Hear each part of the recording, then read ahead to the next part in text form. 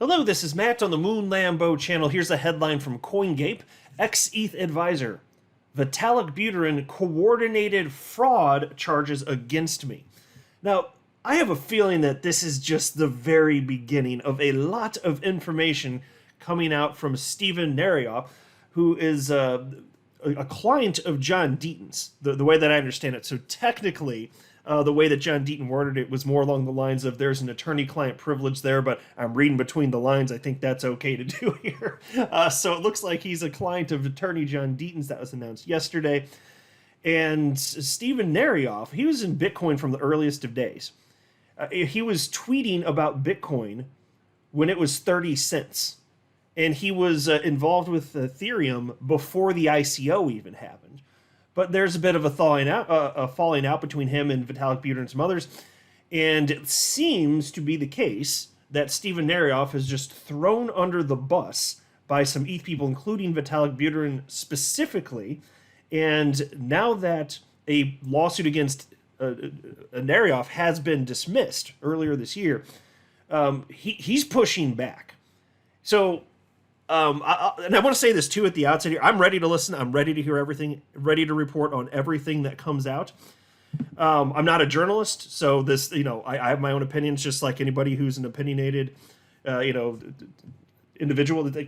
But what I wanted to say here is I will do my very best and operate in good faith per usual, just to report as unbiased as possible.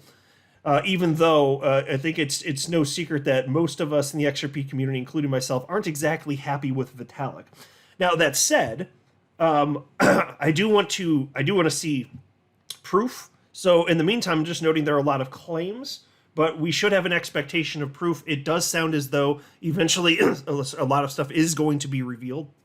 But just want to kind of set the table, expectations where my mind is at on all of this. But yeah, let's get going on this. Let's get the truth out.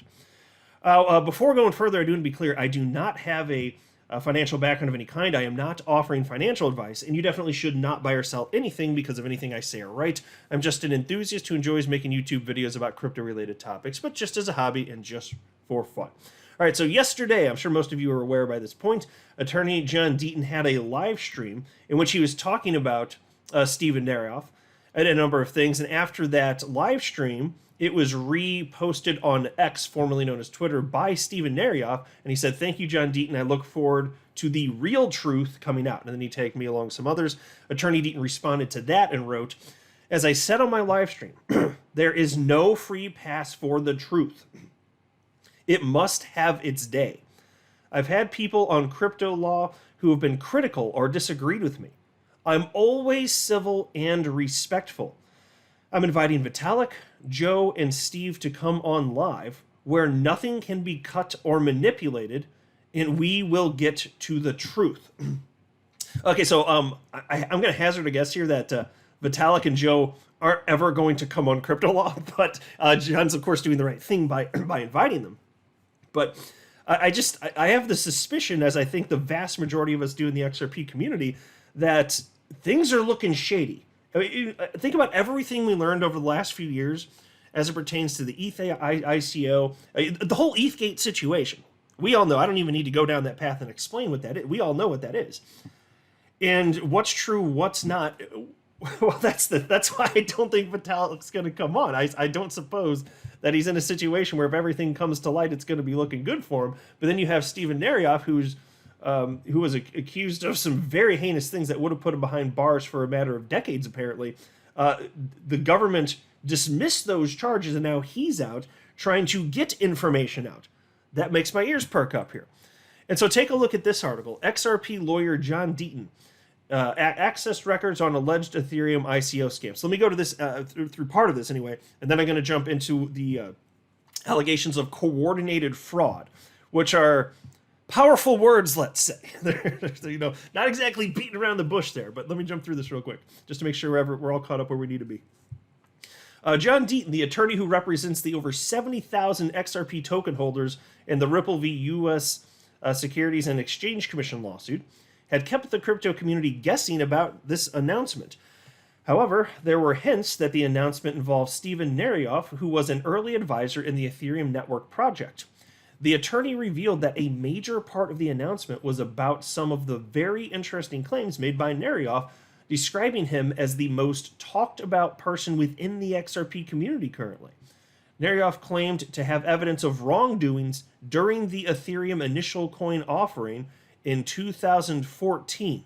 So, I just got to pause to ask here, do you think that Charles Hoskinson thinks that Neryoff here is just engaging in a grand conspiracy? Because everything having to do with ETH and him, everything, it's all a grand conspiracy, right? I wonder if he still thinks that, or what do you think about what Neryoff has to say here? But anyway, piece continues.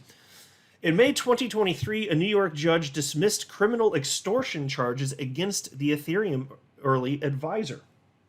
He was accused of extorting a crypto startup that he was consulted to assist in an ICO process. However, the federal prosecutors had admitted that they were unable to prove the charges in the indictment beyond a reasonable doubt. In a massive revelation, Deaton claimed that he had personally seen some of the receipts that Neryoff claims to have in relation to the allegations he made on the Ethereum ICO.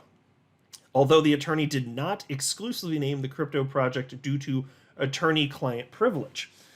He concluded, based on the records he saw, that the insiders of the Ethereum ICO were not telling the truth.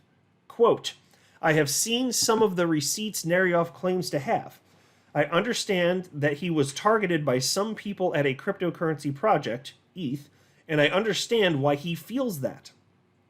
I can conclude that people who distance from Neryoff are not telling the truth, end quote. Go figure. So if Vitalik Buterin's one of these people, color me surprised, right? Oh gosh, I can't believe. Of course I can believe it. I don't believe a word coming out of that guy's mouth. And again, I still want to see proof, which we all should, expect, certainly. But I'll just say this, Deaton's word goes a long way with me. I think that's a very honest guy who just wants to get to the truth. And I think that he's earned that respect and trust, certainly from me, hopefully from all of you listening. And I think that's probably the case for pretty much everybody. So the fact that he's going so far as to say, yeah, it looks like a lot of these people with ETH, they're actually lying. And lying about Neryoff specifically. And all this stuff. And talking about the receipts that Neryoff claims to have. If that is compelling for Deaton, yeah, of course I still want to see it for myself, but I'm just saying for me, because knowing Attorney Deaton the way that I do, and we all do, it's based on what he's done and fighting for the truth, yeah, that goes a really long way for me. So right now, my very strong guess would be that, yes, this is absolutely correct. I'd be blown away if John Deaton were lying about this, of course. And he's probably right. So again, I want to see the evidence, but yeah, this goes a long way for me personally anyway. That's the way I'm looking at it. And so then there was this. And this next article I'm going to share with you, this is the one having to do with coordinated fraud. This was ultimately shared by Steven Neryoff just today. And he even tagged Vitalik Buterin here, I noticed. Hashtag CryptoJudas, 4.9 million followers. And then tagged me along with some others. And the article reads as follows. Check this out. This is why I think things are going to be getting really interesting in the short to midterm and probably a little bit spicy. But it's good. We've had, for good reason, certain suspicions about certain things. I want to know everything that he knows. So hopefully he's going to be very, very forthright with such information. And I have the suspicion that the answer is yes, especially after how they've been crapping all over him. So again, the headline here, ex-ETH advisor, Vitalik Buterin coordinated fraud charges against me. Former Ethereum advisor Steven Neryoff unveiled a fresh attack against Ethereum co-founder Vitalik Buterin over the extortion charges he was previously alleged of. This follows XRP lawyer John Deaton's massive revelation that he saw some of the receipts Neryoff holds that show irregularities in the Ethereum initial coin offering in 2014. Elaborating about fraud allegations made by Vitalik in a video, Neryoff claimed that the Ethereum founder and his father Dmitry Buterin were involved in a coordinated and scripted character assassination against him. In the video, Vitalik is heard accusing Neryoff of committing a huge amount of fraud related to extortion of a company ICO. Quote, This is a father-son coordinated and scripted character assassination to make me their fall guy. Vitalik Buterin falsely accused me of committing a huge amount of fraud, or was he just taking away attention from himself? Oh, that's a good question right there. Because again, I do not trust Vitalik Buterin, and he says a bunch of nonsense stuff. I don't think he says stuff that he believes in general. I mean, even if you just look at the nonsense he said about XRP itself, you know, I don't buy him. I just don't think he's being an intellectually honest person here. And so, you know, as it pertains to the ETH ICO, and this is why I want more and more, as much information as possible to come out. I mean, we have actual audio of some people associated with the ETH ICO, you know, talking about how you can basically cover up whales purchasing a bunch of ETH by just having separate smaller transactions and all this sorts of stuff. Like there's obviously intent to hide actual activity here. And so we know this within the XRP community. That's why it's so exciting that, you know, we have the prospect of, you know, sunlight reaching the truth, which is currently hidden in the shadows. Like that is awesome. So I hope that's what we get. I think we're going to, actually. And then they write here, earlier, CoinGape reported revelations by Narioff and Deaton about having documents that show corrupt practices at the U.S. Securities and Exchange Commission and also around the ETH ICO. He said the people at the Ethereum Foundation were not telling the truth around the Narioff extortion story, indicating that there are more revelations to come. The XRP attorney said, quote, "The truth will come out, and we are getting closer," end quote. It's interesting. And then you know what Vitalik Buterin did? I want to mention this too. I feel like I'd be remiss if I don't at least mention this. In the same video clip where he was on with Laura Shin, who she's just ready to believe whatever Vitalik Buterin says. You can tell just by the tone. I watched the video clip, which was shared by DAI. And she's not asking if things are true. She's asking, well, given that you had, a couple guys early associated, I'm paraphrasing, but people early associated with ETH, Stephen Narioff, and also what's the guy's name? Is it Virgil Griffith? Yeah, Virgil Griffith. So a couple guys. What are you going to do anything different, to prevent that in the future, or do you think that you could have done something different to prevent being with these shady people? And again, I'm paraphrasing, but that's the idea of what she was communicating here. So she's just on board. She's ready to sip that Kool-Aid without questioning what makes sense. And so, and that's when Vitalik Buterin threw Stephen Narioff under the bus. And then in the same clip, though, he's supportive of Virgil Griffith. So think about this. Narioff, all the charges against him were just dismissed. As soon as he let the government know he's pushing back, magically, charges go away. But then you look at Virgil Griffith. That guy was convicted. In fact, I got a headline up here. Virgil Griffith, former Ethereum developer Virgil Griffith, sentenced to 5+ years in prison for North Korea trip. So Vitalik Buterin says that he considers this guy a friend, Virgil Griffith, and he thinks that the government got it wrong here. And I remember reading the story at the time. I probably at least mentioned it a couple times on my channel. I know for sure I was reading the story at the time as this was happening, because this goes back a number of years.